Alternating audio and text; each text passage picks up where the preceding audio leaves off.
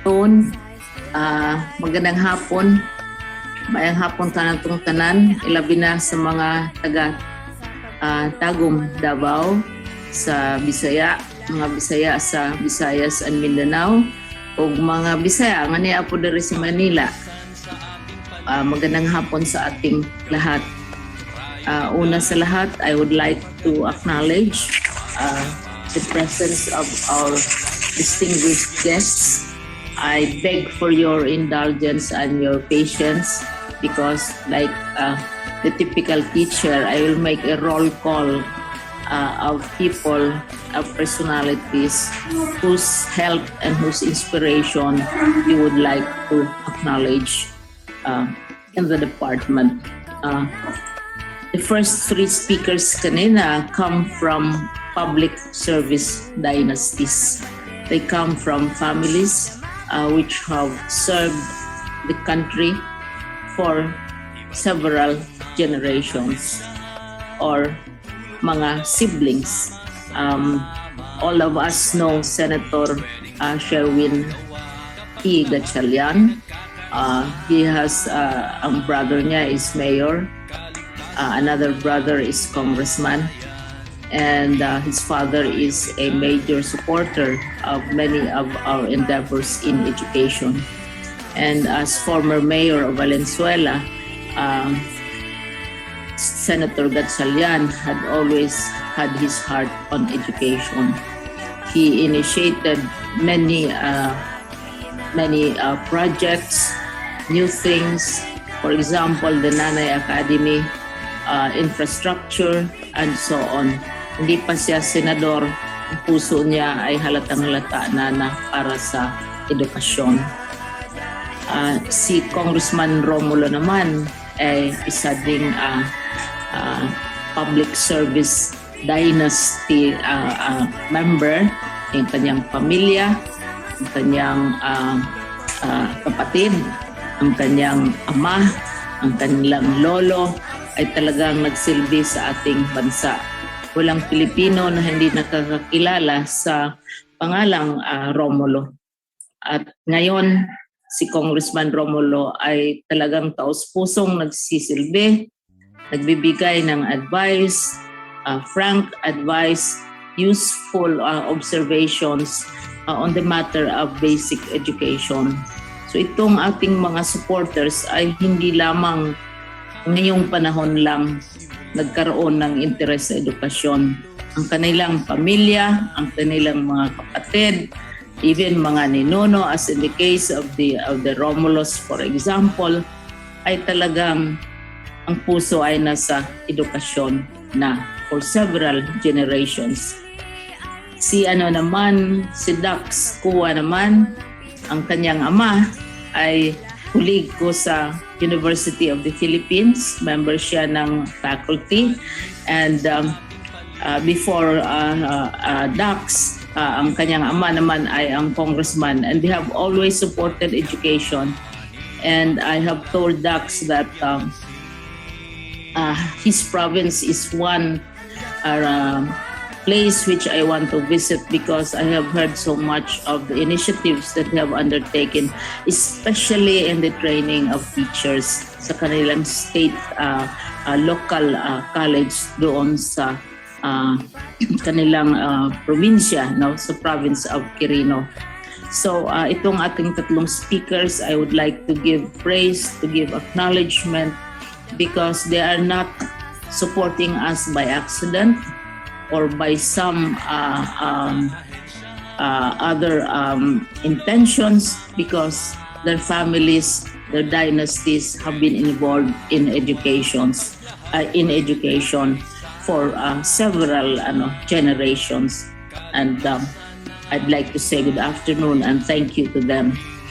I also want to acknowledge Honorable Alan Relion, who is professionally in the same field as I am, which is public administration, the City Mayor of Tagum, and Honorable Edwin Hubahib, who is Governor of the province of Davao del Norte. Of course, our very own Rev C. Escobedo, Undersecretary for Field Operations and also overseer of the Palarong Pambansa Secretariat, and now also of the National Academy for Sports. And then my very good friend, si Cheryl Revilla, we always sit together during the celebrations in honor of teachers, which are held every year. Her husband also comes from a dynasty of public servants who have been serving the public and also have expressed not only vocally but in terms of actions support for education. And she's very, very resourceful, very innovative, and has generated so much support for education through PLDT Smart. Then we have Mr. Lorenzo Ocampo, President and CEO of City Savings Bank. Thank you very much for your support. Arlene Bantoto, Senior Vice President and Corporate Affairs, Head of Nestle Philippines. Romel Fuerte, National Director of World Vision Development Foundation.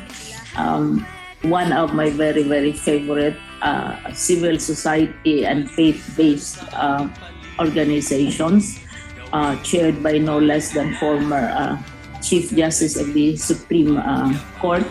World Vision is involved not only in education but also in health as well, and also in the development of technology for us in the educational sector to catch up with events, with developments in society. And then we also have Mr. Niel Humawan, who is with China Bank Savings, and Mary Labastida, media partner of Charm Radio. Good afternoon at maraming salamat sa inyong suporta.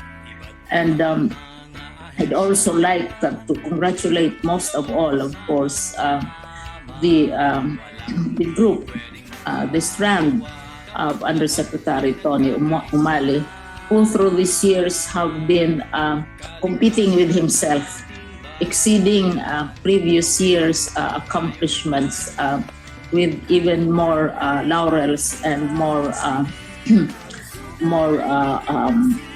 assistance for education every year.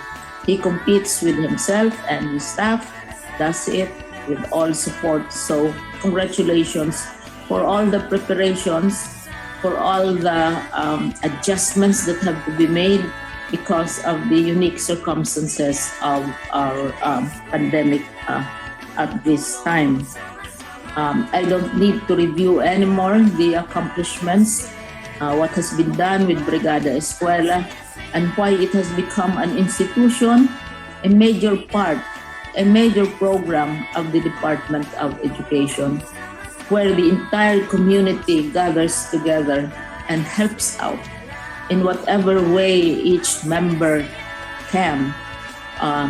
The preparations which are always necessary for the opening of school year as well as the ending of school year as well.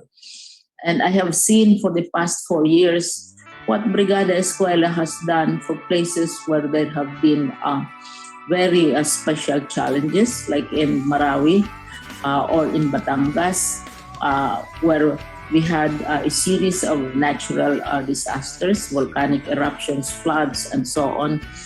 And how the entire DepEd family has come together to help each other, and not just our particular region. Our experience with Marawi has been very moving and very touching. This was one instance where each region adopted a particular school or a particular place in Marawi. This is one instance when we decided to accept all children, whether they are documented or not, in any of our schools. And we accepted also all teachers who made backward to various places in the country.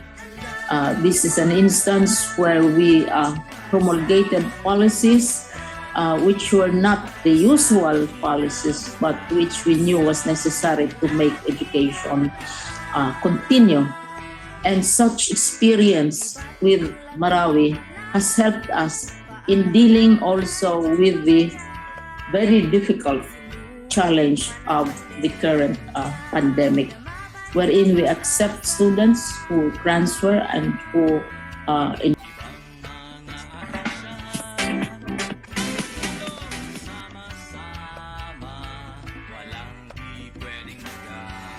Binabati ko ang mahigit na 34,000 nanonood ng ating programa ngayon.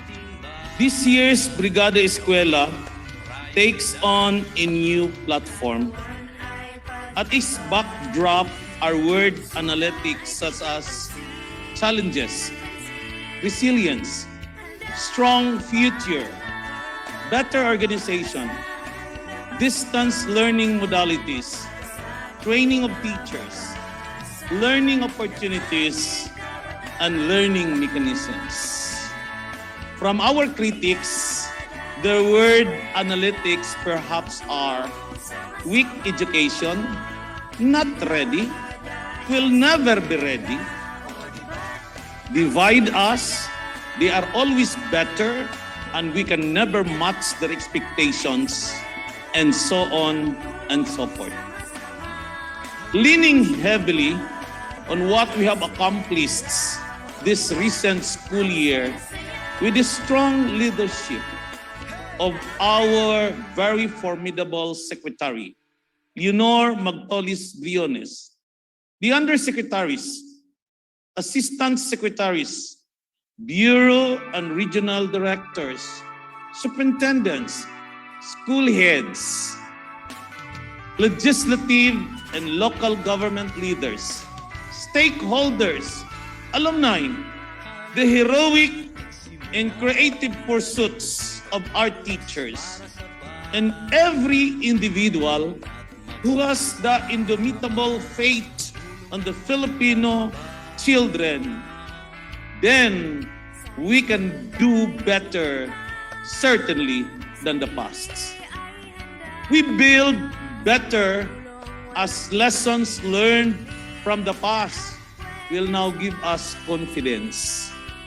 This year's bayanihan para sa paaralan and in Region 11, Davao Region, having a subtitle, Handang Paaralan para sa Handang Pasukan, will showcase nothing less but the best of strength and the best of character and the best of faith on our Filipino children without fear of being thwarted by even our strongest doubters. The strength of this nation is seen on how it takes care of its children. This we shall never downplay. This we will never diminish. We commit to building that strength by building our children's future. Together with our very beautiful Assistant Regional Director, Maria Ines Asuncion, the 11 Schools Division Superintendent and Assistant Schools Division Superintendent of the 11 Schools Divisions of Region 11, led no less, of course, this afternoon by our President of PAS Region 11, SDS Ju Fadol, who is also our divisional host, together with the mayor, whose namesake is as strong as his heart, of the city government of Tago, Mayor Alan Rillion, Vice Mayor Eva Lorraine Istabilio, and the members of the City Council, and our provincial governor, led by Governor Edwin Jubahid, ably represented by architect Leomel Puerto, who played host to this year's Brigada Eskwela National Kick-Off Ceremony.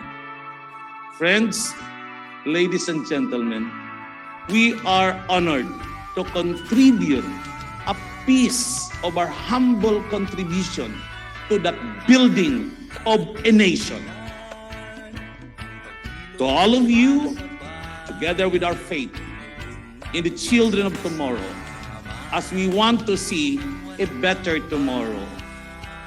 Tara na, magbrigada na, and we will build all together a very beautiful future, weaved by our strength and our collective effort, as we will build the future beginning today. Maraming salamat, Madayaw Davao.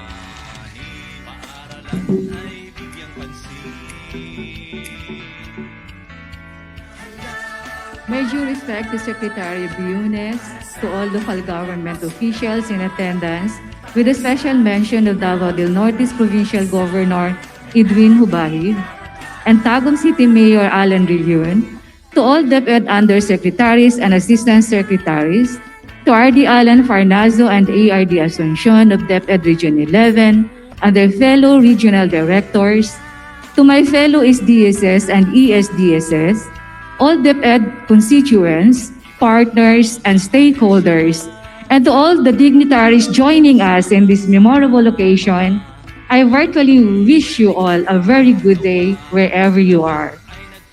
Indeed, today is a special occasion for DepEd Region 11 and Tagum City Division for having been chosen by DepEd Central Office to be the host of the kickoff ceremony of the 2021 Brigada Eskwela, a gesture which we took to be a silent affirmation and recognition of the Region 11 and Tagum City Division's remarkable initiatives and undertaking in terms of forging partnerships and linkages credited under DepEd's Adapt a School program, Brigada Eskwela, and Oplan Balik Eskwela. Needless to say, the initiatives on forging partnerships and linkages on the above-named programs are made doubly difficult because of the now one-year-old COVID-19 outbreak, which prompted the national government in declaring a state of public health emergency throughout the country, and where DepEd has not been exempted, leading to the DepEd's urgent formulation of its basic education learning continuity plan, aborting face-to-face delivery of instruction to learners, and be replaced by the various blended distance modalities of learning that govern the education of our students in recently concluded school year and extending even to the school year 2021-2022.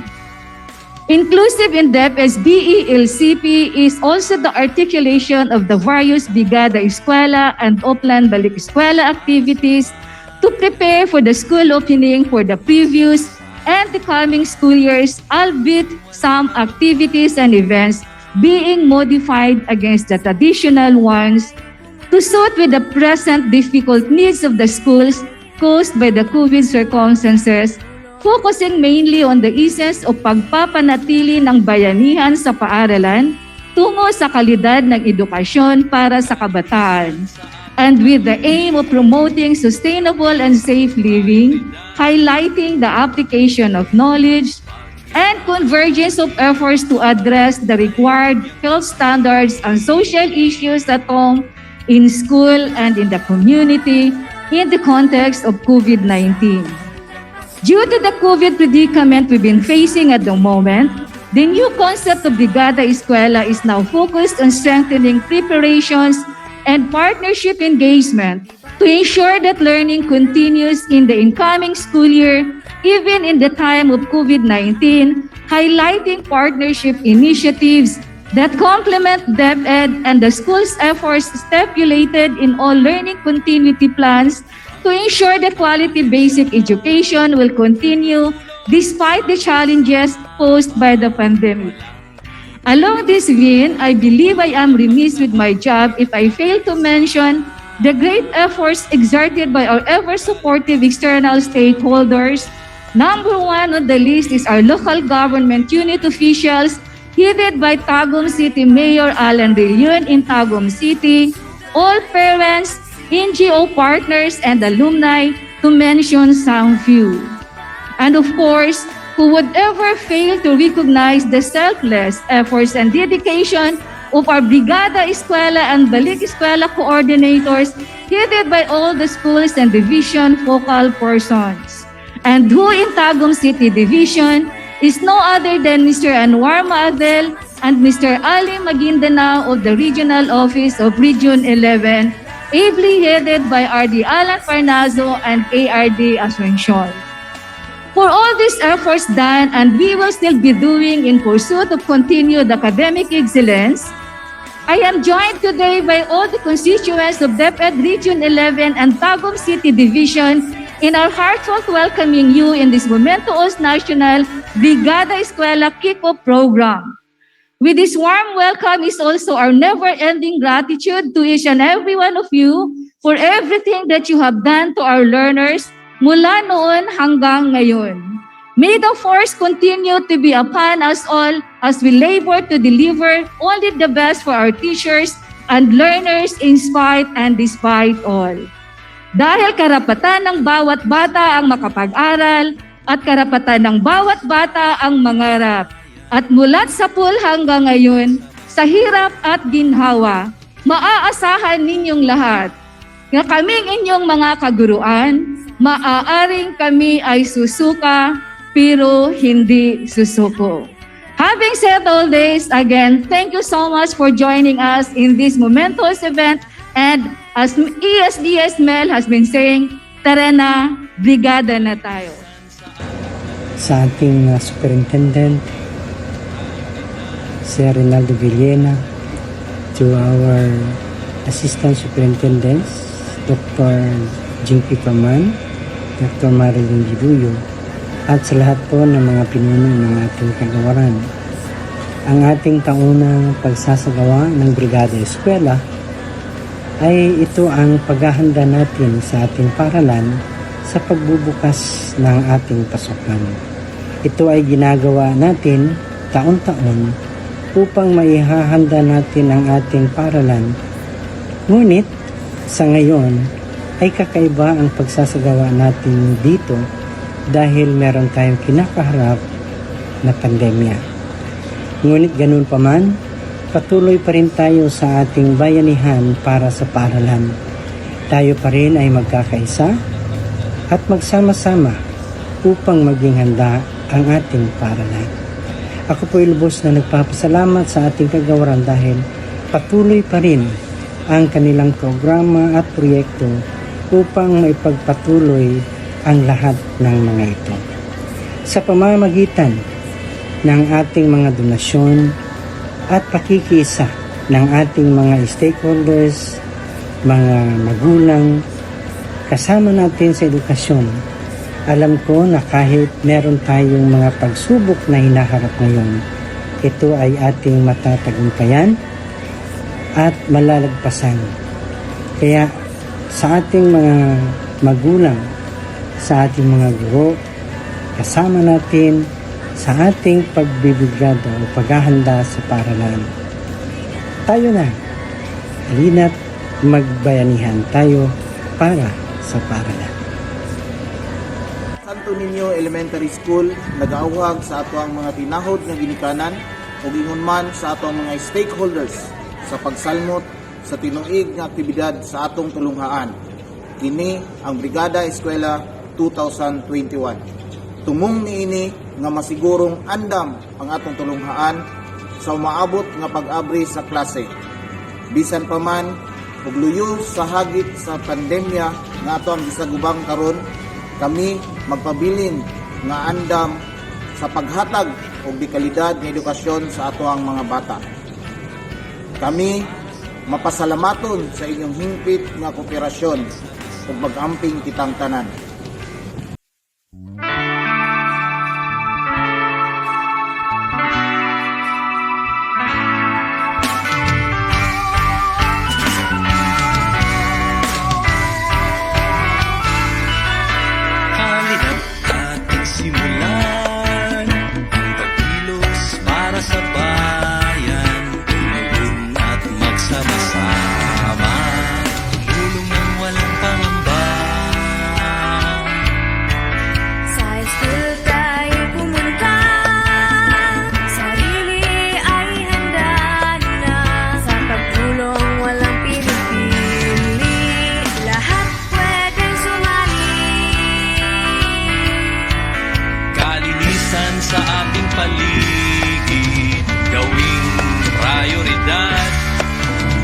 pagandahin at pagyamanin, paaralan ay bigyang pansin. Handang paaralan para sa handang pasukan, para sa kinabukasan ng ating kabataan. Di ba't ang laking kawalan, paaralan ay mapabayaan. Sinubok man ang pandemya, dama pa rin ang pag-asa. Iba't ibang mga ahensya, tulong-tulong, sama-sama, walang di pwedeng magagawa kapag lahat ay nagkakaisa. Kaligtasan ng ating bayan, gawing prioridad. Katawan ay pagtibayin, kalusugan ay bigyang pansin. Handang paaralan para sa handang pasukan, para sa kinabukasan ng ating kabataan. Brigada, eskwela, tulong-tulong, sama-sama. Brigada, eskwela, o diba't ang saya-saya. Brigada, eskwela, tulong-tulong, sama-sama. Brigada, eskwela, o diba't ang saya-saya. Tara na!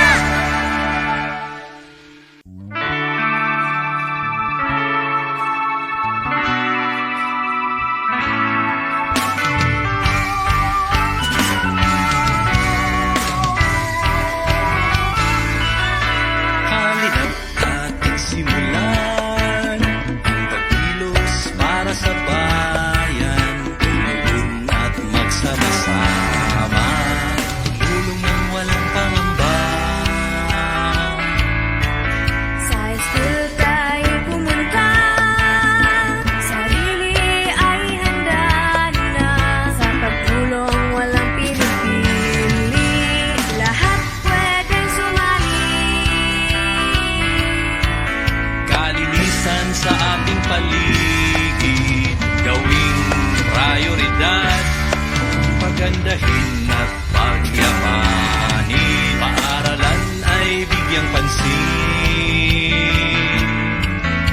Handang paaralan para sa handang pasukan, para sa kinabukasan ng ating kabataan.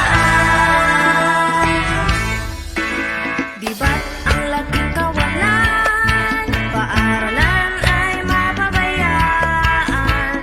Sinubok man ang pandemya, dama pa rin ang pag-asa.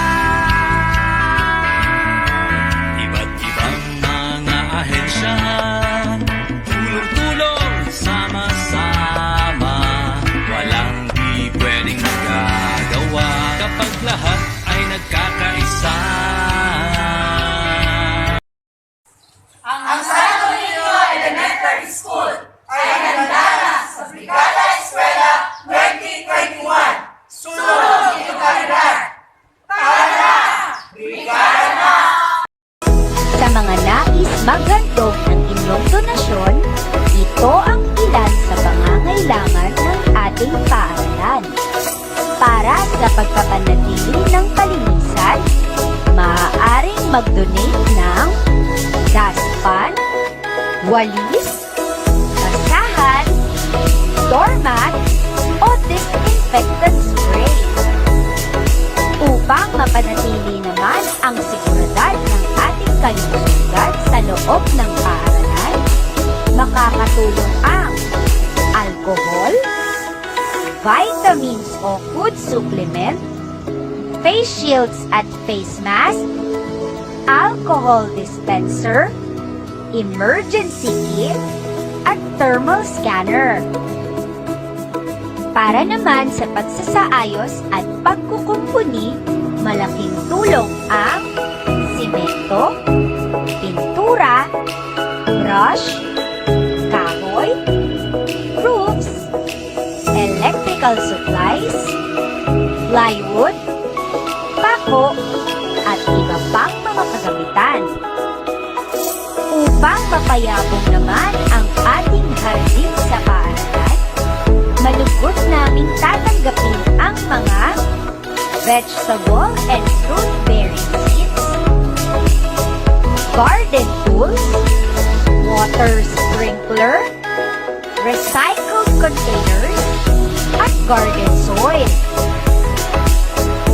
Bilang suporta naman sa pagpapatuloy ng edukasyon sa gitna ng pandemya, ilan sa pangangailangan ng paaralan ay reading materials, school supplies, gadgets, printing supplies, at internet load or Wi-Fi connectivity.